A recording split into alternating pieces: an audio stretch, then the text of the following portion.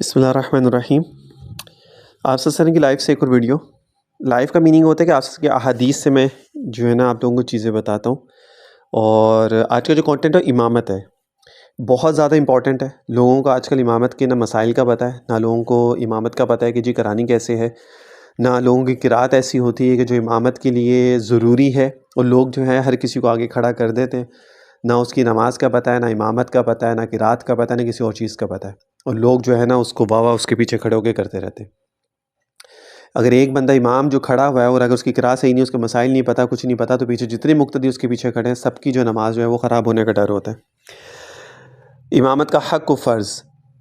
حضرت عبداللہ بن عمر رضی اللہ تعالیٰ عنہ سے روایت ہے کہ آپ صلی اللہ علیہ وسلم نے ارشاد فرمایا کہ تم میں سے جو اچھے اور بہتر ہوں ان کو اپنا امام بناؤ، کیونکہ تمہارے مالک اور رب کے حضور میں وہ تمہارے نمائندے ہوتے ہیں۔ اچھے اور بہتر کا مطلب یہ ہے جس کو مسائل پتہ ہو، جس کو قرات قرآن اچھا پڑھنا آتا ہو تجوید کے ساتھ، جس کو مخرج وغیرہ سب کچھ پتہ ہو۔ حضرت ابو مسعود انصاری رضی اللہ تعالیٰ عنہ فرماتے ہیں کہ آپ صلی اللہ علیہ وسلم نے فرمایا کہ جماعت کی امامت وہ شخص کرے جو ان میں سب سے زیادہ کتاب اللہ کا پڑھنے والا ہو، یعنی جو شخص کتاب اللہ کا علم اور اس سے تعلق سب سے زیادہ رکھتا ہو، اور اگر اس میں سب یکساں ہوں تو پھر وہ شخص امامت کرے جو شریعت اور سنت کا زیادہ علم رکھتا ہو۔ یعنی جب زیادہ لوگ ہیں اور سبھی لوگ قرآن کو سمجھنے والے اور اچھا پڑھنے والے سب کچھ ہیں، تو پھر اس میں سے جو سنت کے اوپر سب سے زیادہ عمل کرنے والا ہے اس کو پھر آگے کھڑا کرنا چاہیے۔ اور اگر اس میں بھی سب برابر ہوں تو وہ جس نے پہلے ہجرت کی ہو، اور اگر اس میں بھی سب برابر ہوں تو پھر وہ شخص امامت کرے جو عمر کے لحاظ سے مقدم ہو، یعنی جو عمر میں زیادہ ہو، اور کوئی آدمی دوسرے آدمی کے حلقہ سیادت حکومت میں اس کا امام نہ بنے، یعنی اس حلقے کے امام کے پیچھے مقتدی بن کر نماز پڑھے۔ ہاں اگر وہ خود ہی اصرار کرے تو دوسری بات ہے۔ تو یہ سب سے زیادہ ضروری چیز ہے کہ ایک تو جو قرآن سب سے اچھے پڑھنے والا ہو، ٹھیک ہے، اگر اس میں سب برابر ہیں تو پھر جو سنت پہ زیادہ عمل کرنے والا، شریعت پہ عمل کرنے والا، اس میں سب برابر ہوں تو پھر جو عمر میں مقدم ہو اس کو پھر آگے کھڑا کرنا چاہیے۔ حضرت عبداللہ بن عمر سے دوسری روایت ہے کہ آپ صلی اللہ علیہ وسلم نے ارشاد فرمایا جو شخص جماعت کی امامت کرے اس کو چاہیے کہ خدا سے ڈرے اور یقین رکھے کہ وہ مقتدیوں کی نماز کا بھی ضامن یعنی ذمہ دار ہے۔ یعنی صرف اپنی اکیلے کی نماز نہیں ہے، اگر انسان انفرادی نماز پڑھے تو خیر ہے، اس میں کہ کوئی کمی کوتاہی ہو جائے گی تو اکیلا اس کو جواب دے، لیکن پیچھے مقتدی کتنے لوگ کھڑے ہوتے ہیں تو سب کا ذمہ دار یہ ہوگا۔ تو نماز کا بھی ضامن یعنی ذمہ دار ہے، اور اس سے اس کی ذمہ داری کے بارے میں سوال ہوگا۔ اگر اس نے اچھی نماز پڑھائی تو پیچھے نماز پڑھنے والے سب مقتدیوں کے مجموعی ثواب کے برابر اس کو ثواب ملے گا، یعنی اچھی نماز پڑھائے گا تو پیچھے والوں کی نماز کا ثواب بھی اس کو ملے گا، بغیر اس کے کہ مقتدیوں کے ثواب میں کوئی کمی کی جائے، اور نماز میں جو نقص اور قصور ہوگا اس کا بوجھ تنہا امام پر ہوگا۔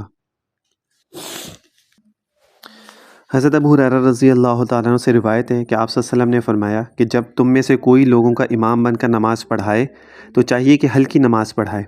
یعنی زیادہ طول نہ دے، کیونکہ مقتدیوں میں بیمار بھی ہوتے ہیں اور کمزور بھی اور بوڑھے بھی، جن کے لیے طویل نماز باعث زحمت ہو سکتی ہے، اور جب تم میں سے کسی کو اکیلے نماز پڑھنی ہو تو جتنی چاہے طویل پڑھے۔ یا آپ صلی اللہ علیہ وسلم کا بھی یہی طرز عمل تھا، جب آپ جماعت کے ساتھ نماز پڑھاتے تھے تو آپ کی نماز ہلکی ہوتی تھی، فجر کی جیسے لمبی ہوتی تھی یا عشاء کی تھوڑی لمبی ہوتی تھی، باقی نمازیں ہلکی ہوتی تھیں۔ لیکن آج کل ہمارے ادھر جو ہے نا لوگ تھوڑی نمازیں جو ہے نا وہ لمبی بڑھانے لگ گئے ہیں، یعنی 8 منٹ 10 منٹ کی عصر کی نماز، ظہر کی نماز، اتنی لمبی نمازیں ہوتی ہیں۔ بعض علماء کرام فرماتے ہیں کہ ذکر اور دعا کے تمام اقسام میں افضل اخفاء ہے،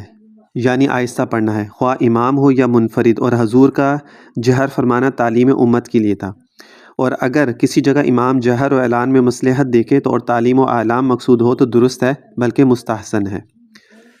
یہ دعا کے بارے میں ہے کہ انسان دعا جب وہ اونچی آواز میں مانگے یا ہلکی آواز میں مانگے، لیکن آپ صلی اللہ علیہ وسلم سے یہی ہے کہ دعا جو ہے نا وہ اخفاء یعنی آہستہ آواز میں مانگی گئی ہے۔ ہاں لیکن کبھی کبھار اگر اونچی آواز میں امام صاحب جو ہیں فوراً بات نہ کریں، نماز کے بعد جیسے تسبیحات پڑھ کے پھر دعا مانگ لے، تو پھر اس میں یہ کہ وہ نماز کے فوراً بات نہیں ہوگا، وہ پھر بعد میں نماز کے دعا ہو جاتی ہے، تو اس لیے اس میں پھر مانگ سکتے ہیں۔ لیکن اگر نماز پڑھتے ساتھ ہی فوراً سے دعا تو وہ آپ صلی اللہ علیہ وسلم سے ثابت نہیں ہے، آپ صلی اللہ علیہ وسلم نے ویسے دعا نہیں کی ہے۔